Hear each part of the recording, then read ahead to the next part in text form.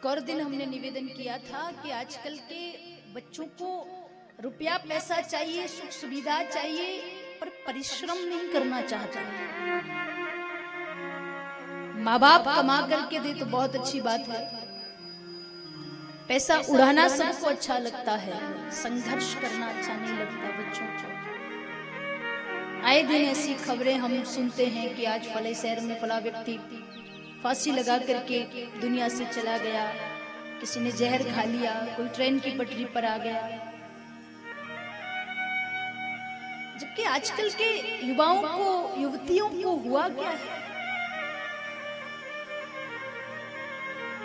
वो अपने जीवन की खुद की परेशानियों से नहीं लड़ पा रहे हैं, वो हमारे देश के लिए क्या लड़ेंगे? जो अपने दिल की, अपने मन की परेशानियों से नहीं लड़ पा रहे हैं, वो देश की रक्षा क्या करेंगे? कहीं ना कहीं उन्होंने अपने अतीत को नहीं सुना है, अतीत को नहीं देखा है। उन्होंने कि हमारे भारत के क्रांतिकारियों ने, भारत के वीर सपूतों ने अपने देश की रक्षा के लिए कितना बड़ा बड़ा बलिदान किया है।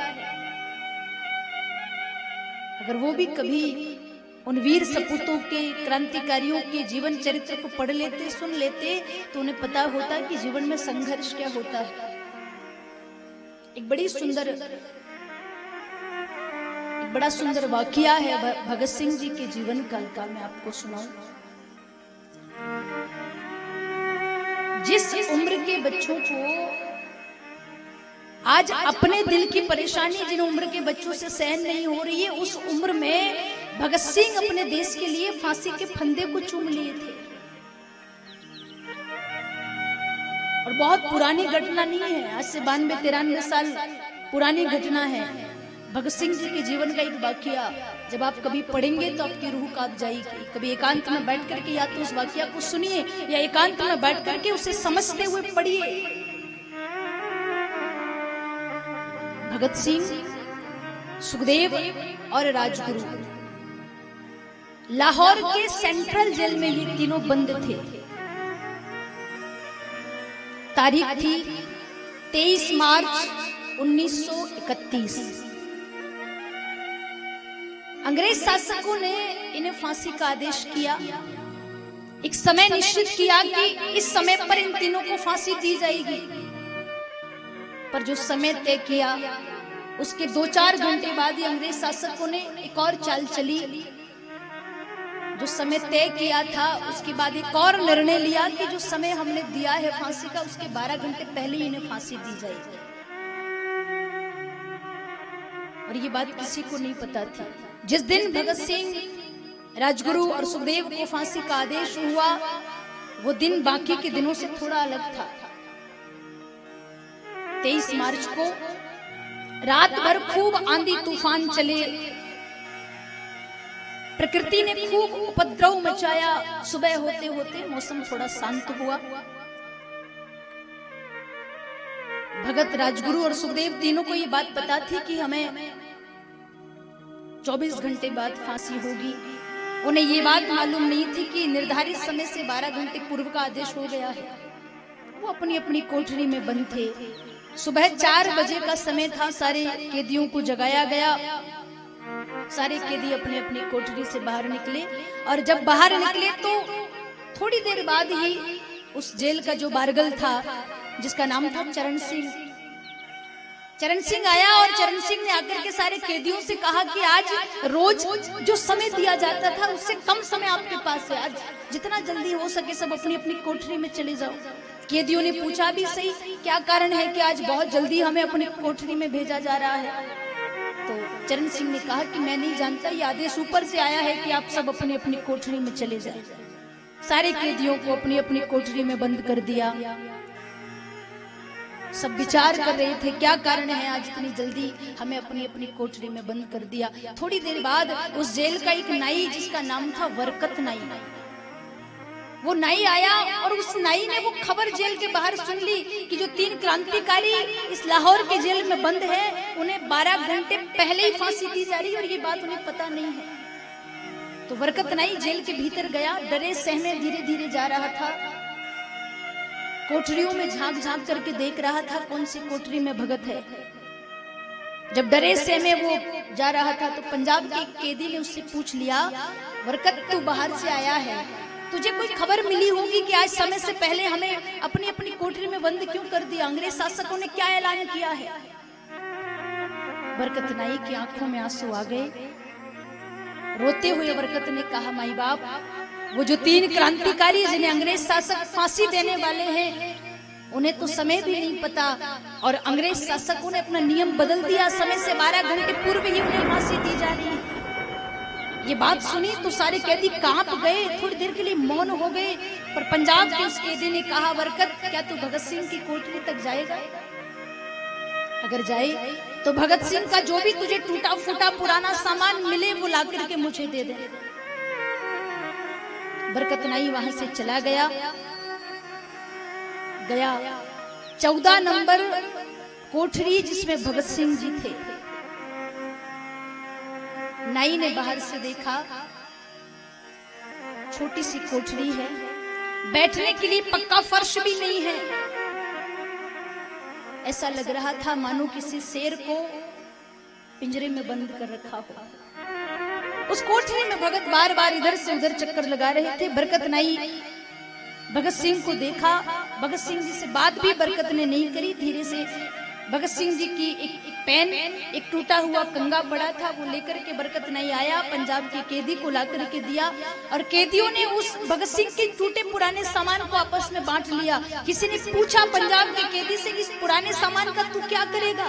तेरे तो उपयोग में भी नहीं आएगा। तो पंजाब के कैदी ने कहा कि जब मैं जेल से रिहा होकर के अपने घर जाऊंगा तो मैं अपने प्रदेश वालों को बताऊंगा, ये उस क्रांतिकारी का सामान है जिसने अपने देश के लिए अपने प्राणों को न्योछावर कर दिया। बरकत नाई चला गया। फांसी के 2 घंटे पहले भगत सिंह जी का वकील भगत सिंह जी से मिलने आया, जिसका नाम था प्राणनाथ मेहता। प्राणनाथ मेहता जी जब मिलने के लिए आए भगत सिंह से, भगत सिंह को बैठे देखा अपनी कोठरी में, भगत के कंधे पर हाथ रख करके कहा, भगत, क्या आप जानते हो कि अंग्रेज शासकों ने आपको जो आदेश किया था उसके 12 घंटे पहले ही फांसी का ऐलान किया है? भगत के चेहरे पर एक सिकन तक नहीं आई। भगत सिंह ने कहा, कोई बात नहीं मेहता जी, क्रांतिकारियों का तो काम ही मरना होता है।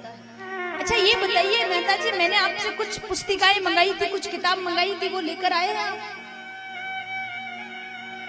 प्राणनाथ मेहता ने विचार किया, जो व्यक्ति 2 घंटे बाद दुनिया से चला जाएगा वो अपनी किताब मांग रहा है पढ़ने के लिए। तो मेहता जी गए, लाइब्रेरी से पुस्तक निकाल करके लाए, ला करके भगत को दी।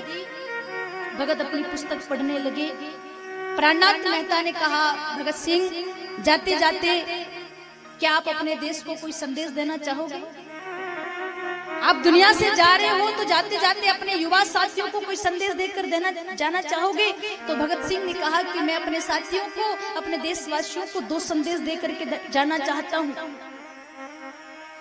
पहला, साम्राज्यवाद मुर्दाबाद। दूसरा, इंकलाब जिंदाबाद।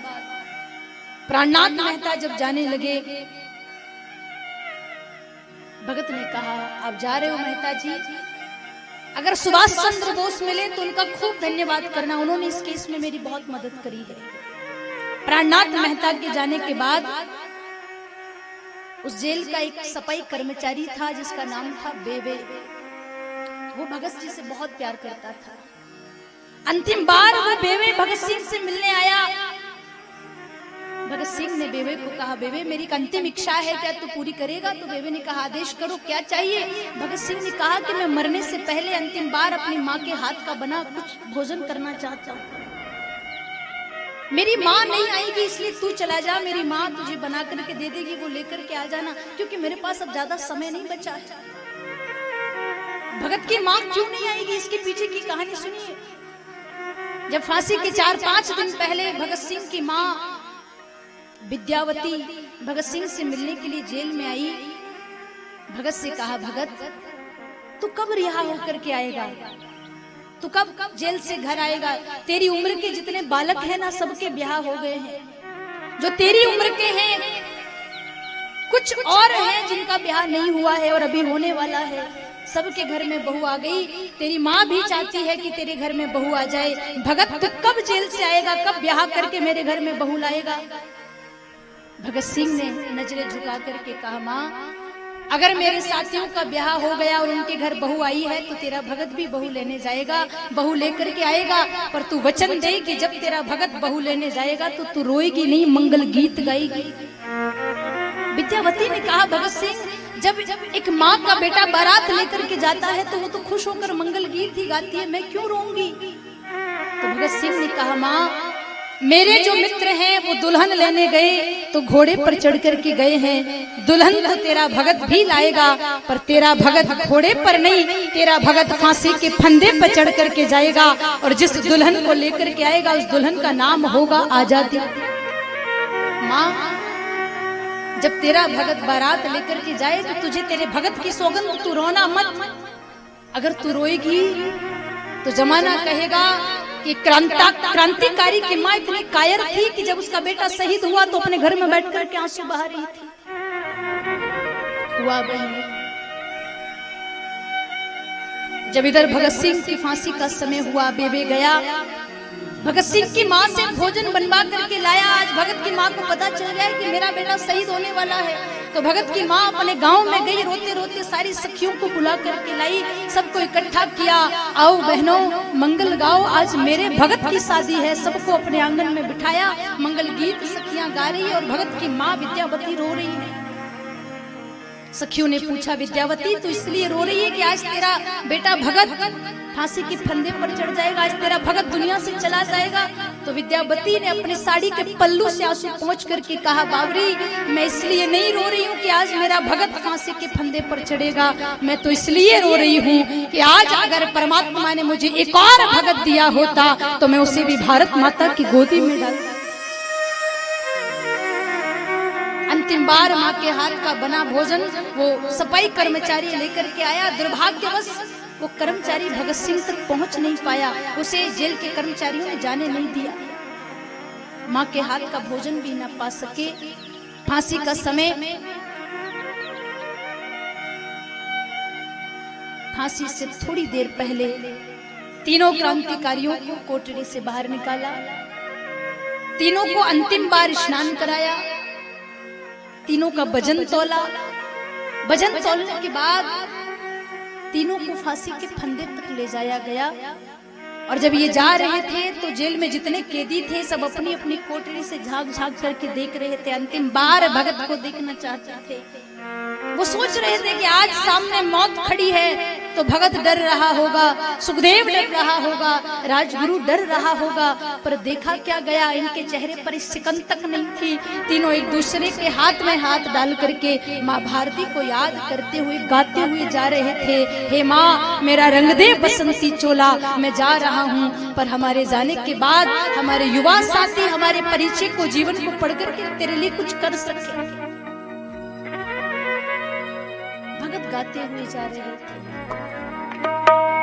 हो मेरा रंग दे बसंती चोला, मेरा रंग दे बसंती चोला, मेरा रंग दे बसंती चोला, मेरा रंग दे बसंती चोला, मेरा रंग दे बसंती चोला, मेरा रंग दे बसंती चोला, मेरा रंग दे बसंती चोला, मेरा रंग दे बसंती चोला, मेरा रंग दे बसंती चोला,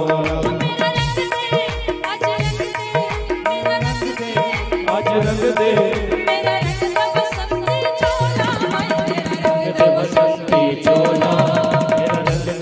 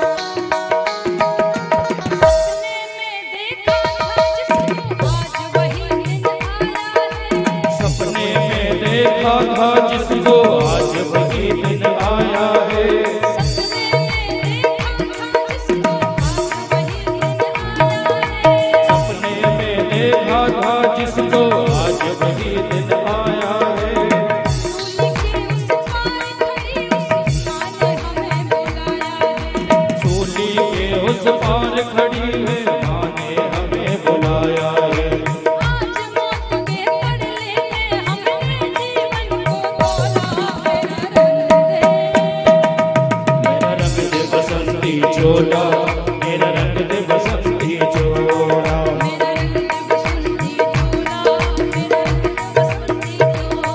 मेरा रंग दे बसंती चोला, मेरा रंग दे बसंती चोला, मेरा रंग दे बसंती चोला, मेरा रंग दे बसंती चोला। मेरा रंग दे बसंती चोला, मेरा रंग दे बसंती चोला। आज रंग दे आए रंग दे, मेरा रंग दे बसंती चोला, मेरा रंग दे बसंती चोला, मेरा रंग दे बसंती चोला, मेरा रंग दे बसंती चोला।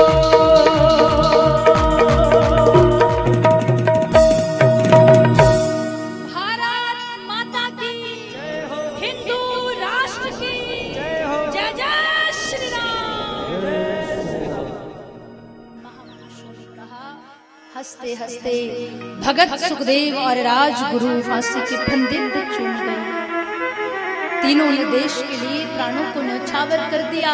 ये कहानियां अगर आजकल के युवा पढ़ ले तो उन्हें पता चले कि आज जिस आजादी से हम जी रहे हैं, उस आजादी के पीछे कितने क्रांतिकारियों ने अपने प्राणों को न्यौछावर किया है, कितने घर बेघर हुए हैं, कितनी माताओं की गोद सुनी हुई है, कितनी बहनों का सुहाग पूछा है, तब जाकर के आज हम आजाद होकर के बैठे हैं। संत कहते प्यारे, संस्कार घर से आएंगे। मैं निवेदन करूं, जितनी माताएं बैठी हैं, जितने भाई बंधु बैठे हैं, अपने बालकों को सदैव सही संस्कार दें। अतीत के बारे में बताएं, जो कल चला गया उसके बारे में बताएं। कथा हो, चाहे कथा राष्ट्र की हो, चाहे कथा कृष्ण की हो, चाहे कथा माँ जगत जननी की हो, चाहे कथा भारत माता की हो, हर कथा हम अपने बालकों को जब तक सुनाएंगे नहीं, उनको पढ़ने को नहीं कहेंगे, समझने को नहीं कहेंगे, वो कथा उनके भीतर बैठेगी नहीं।